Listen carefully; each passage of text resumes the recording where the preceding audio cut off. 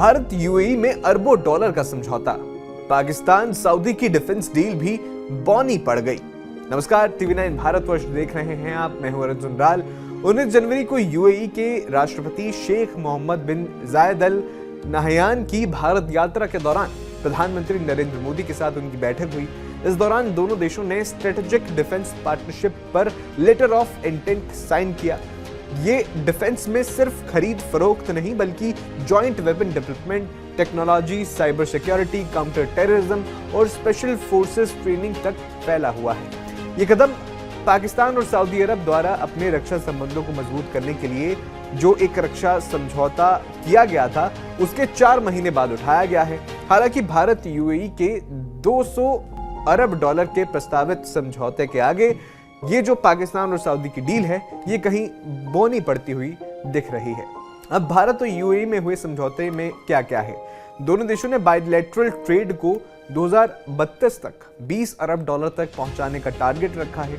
अभी ये ट्रेड 100 अरब डॉलर से ज्यादा हो चुका है। ये फाइनेंशियल ईयर 24-25 के आंकड़े हैं। गुजरात के धोलेरा स्पेशल इन्वेस्टमेंट रीजन में international airport, smart township, port और एनर्जी इंफ्रा के लिए यूएई निवेश करेगा।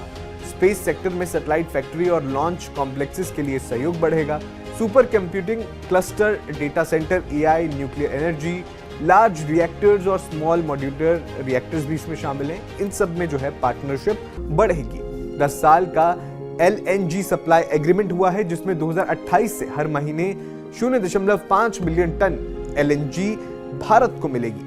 ये समझौता डायरेक्ट इन्वेस्टमेंट, टेक्नोलॉजी ट्रांसफर और लॉन्ग टर्म स्ट्रेटजी पर आधारित है जो भारत की इकोनॉमी और डिफेंस को मजबूत बनाएगा। दूसरी तरफ पाकिस्तान और सऊदी अरब के बीच जो स्ट्रेटेजिक म्यूचुअल डिफेंस एग्रीमेंट हुआ था SMDA, सितंबर महीने में हुआ था 2025 में।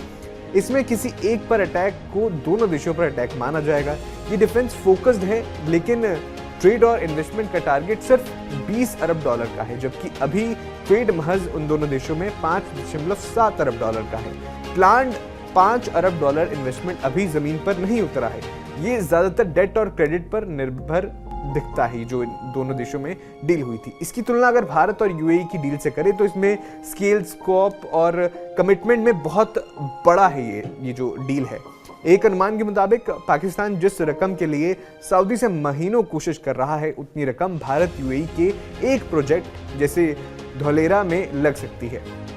इसलिए पाकिस्तान सऊदी डील इस बड़े समझौते के सामने छोटी पड़ गई है। बता दें कि भारत और यूएई के रिश्ते CEPA जो 2022 से हुआ था वहां से मजबूत हुए थे, जिससे ट्रेड तेजी से बढ़ा। पाकिस्तान सऊदी रिश्ते दशकों पुराने हैं लेकिन हाल के रीजनल टेंशन, चाहे वो यमन हो, ईरान हो, इजराइल, मिडल ईस्ट में जो टेंशन चल रहे हैं उसके कारण 2025 में फॉर्मल डिफेंस पैक्ट बना था जैसे कि हम सब जानते हैं। भारत का मौजूदा समझौता ये दिखाता है कि भारत बड़े इन्वेस्टमेंट और टेक्नोलॉजी बेस्ड पार्टनरशिप पर फोकस कर रहा है, जबकि पाकिस्तान अभी भी डिफेंस और फाइनेंशियल सपोर्ट पर ज्यादा निर्भर है। आपका इस समझौते पर क्या कहना है हमें कमेंट बॉक्स में जरूर बताएं।